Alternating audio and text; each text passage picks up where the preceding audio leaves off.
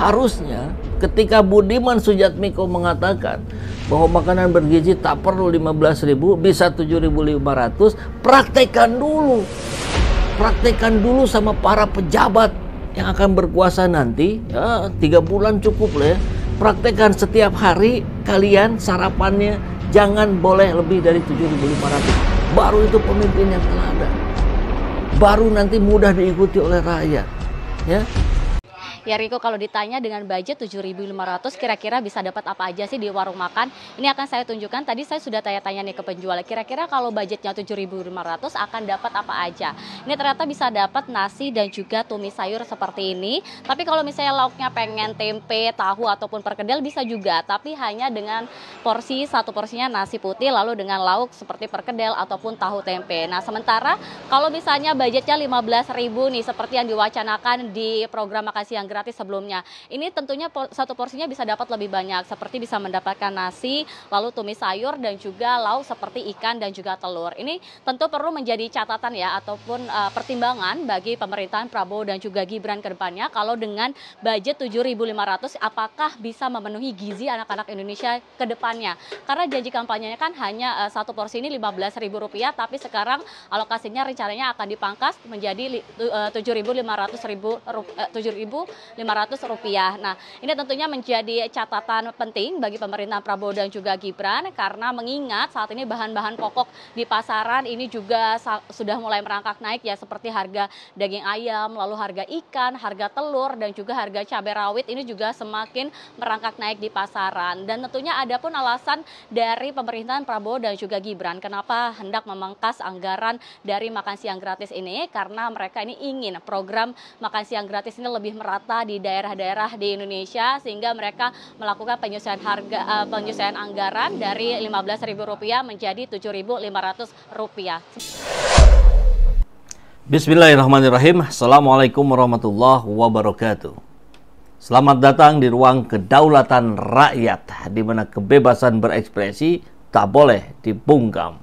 Budiman Sujatmiko mengatakan makan bergizi tak perlu 15.000 per anak. Lah terus kenapa tempo hari janjinya 15.000 per anak? Ya dulu kan kampanye, ya dulu kan dalam rangka mencari simpati, kan begitu ya. Nah, mendadak politikus ini menjadi ahli gizi yang mengatakan makan bergizi tak perlu 15.000 per anak. Luar biasa ya. Memang serba dadakan negeri ini. Ada 2 hari baru masuk partai, tiba-tiba jadi ketua partai. Ada yang beberapa bulan sebelumnya mengatakan kami tak tertarik politik, nyalon jadi wali kota Solo.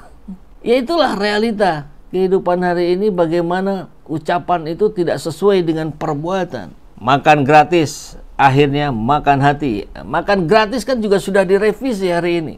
Jadi makan bergizi. Artinya ada fleksibilitas yang memungkinkan bukan makan siang gratis, bukan makan siang, tapi jadi makan pagi. Nah loh, robah lagi. Katanya anti perubahan, tapi berubah.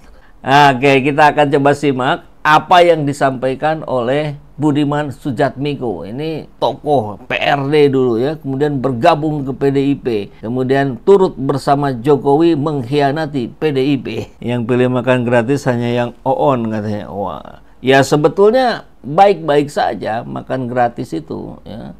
Tapi yang jauh lebih penting, bagaimana infrastruktur pendidikan kita jangan juga dipermainkan.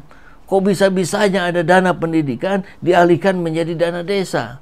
Konyol itu. Akhirnya masyarakat kita, rakyat kita tidak bisa mengenyam pendidikan yang lebih tinggi karena biaya sekolah yang semakin membengkak. Kan begitu. Budiman Sujatmiko, titik 2, kami sudah hitung, makanan bergizi tak perlu 15.000. Kenapa ngitungnya baru sekarang? Kenapa nggak dari dulu ngitungnya?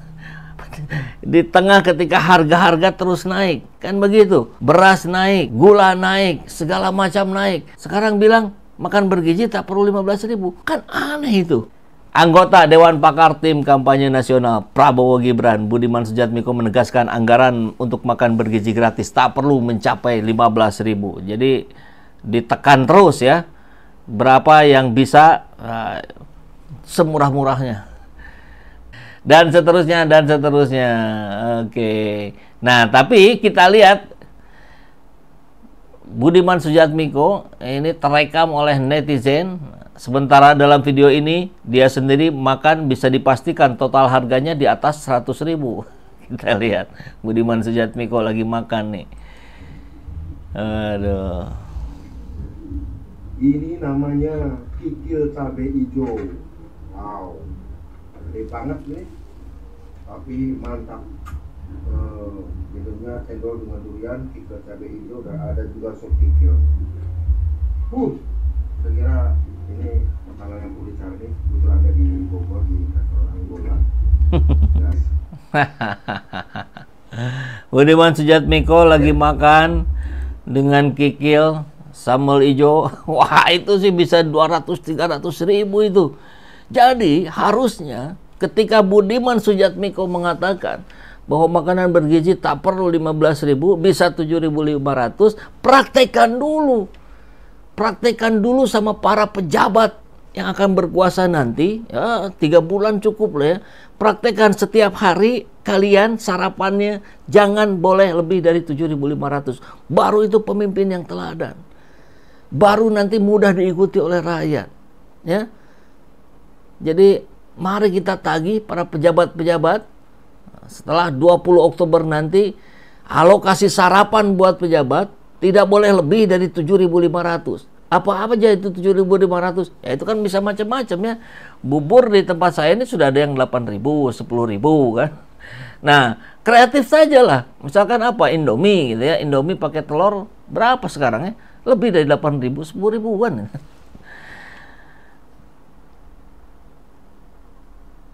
Apa alasan utama pemangkasan anggaran program makanan bergizi gratis menjadi 7.500 per anak? Nah, ini yang mau kita bahas nanti ya. Ada alasannya dari Erlangga. Yang pasti niatannya niatan baik katanya. Tapi niat baik caranya nggak baik ya ujungnya nggak baik juga. Contoh seperti ini. Budiman Sujatmiko bilang, wah kan tidak perlu 15.000 segala macam, sambil dia makan 150.000. Kan ngaco ya. Ini ahli gizi yang dari mana ini namanya Budiman Sujatmiko ini? Bisa menyulap menjadi 150.000 jadi 15.000 begitu ya. Sudah tidak percaya lagi sama janji politik. Nah, ada yang bilang nih, yang membocorkan, ini baru sup kaki cabai sambal hijau aja 150.000. Belum yang lainnya yang tadi disebutkan. Ya 300 ribuan masuk itu. Nah, ini bagus nih, si Gandaru. Coba kebijakan tersebut diuji coba dulu sama pejabat kita selama 6 bulan. Tadi usul saya 3 bulan, ini malah 6 bulan. Kalau pejabat-pejabat tidak ada yang protes, berarti kebijakan tersebut bisa diterapkan pada masyarakat. Penting ini pejabat memberikan contoh dan teladan. Mari kita pantengin, mari kita terus dorong agar pejabat sarapannya selama, kalau ide saya 3 bulan aja lah, tidak boleh lebih dari 7.500. Sahabat SJ Channel semua, terima kasih ya sudah menonton video ini. Saya sangat senang sekali bisa berbagi konten video ini dengan sahabat SJ Channel semua. Ya, jika Bapak dan Ibu sahabat SJ Channel semua suka dengan video ini, jangan lupa klik tombol like di bawah ini.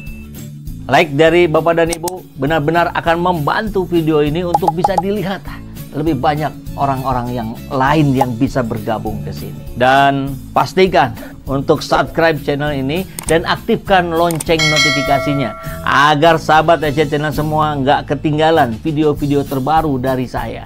Saya juga ingin tahu pendapat sahabat SJ Channel semua. Jangan ragu, tinggalkan komentar di bawah. Saya selalu senang membaca dan merespon komentar dari sahabat SJ Channel semua. Sekarang, buat sahabat SJ yang ingin mendukung channel ini lebih jauh lagi dan mendapatkan banyak keuntungan eksklusif, sahabat SJ bisa menjadi member dari channel ini. Dengan menjadi member, sahabat SJ akan mendapatkan akses ke konten-konten eksklusif, badge spesial di sebelah nama sahabat SJ Channel semua, dan emoji custom yang hanya tersedia untuk member saja. Selama live streaming, sahabat SJ bisa gunakan super chat, super stiker untuk membuat pesan-pesan yang dibuat jadi lebih mudah kelihatan. Dan kita bisa berinteraksi dengan lebih dekat. Dan jika sahabat SJ sudah menonton video ini, atau setelah live stream selesai, bisa juga memberikan super thanks. Ini adalah cara yang keren untuk menunjukkan apresiasi untuk perjuangan kita bersama-sama ya. Sampai jumpa di video berikutnya.